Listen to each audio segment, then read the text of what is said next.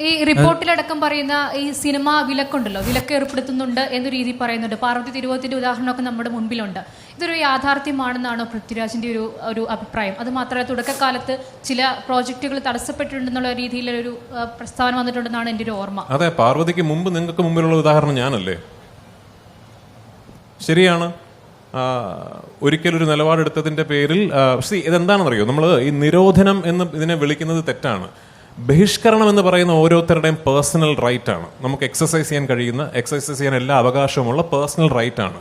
പക്ഷേ ഈ ബഹിഷ്കരണം എന്ന് പറയുന്നത് അതോറിറ്റേറിയൻ പൊസിഷൻസിലിരിക്കുന്ന ആൾക്കാരുടെ ഭാഗത്ത് നിന്ന് വരുമ്പോൾ അത് പലപ്പോഴും പ്രതിഫലിക്കുന്നത് നിരോധനമായിട്ടാണ്.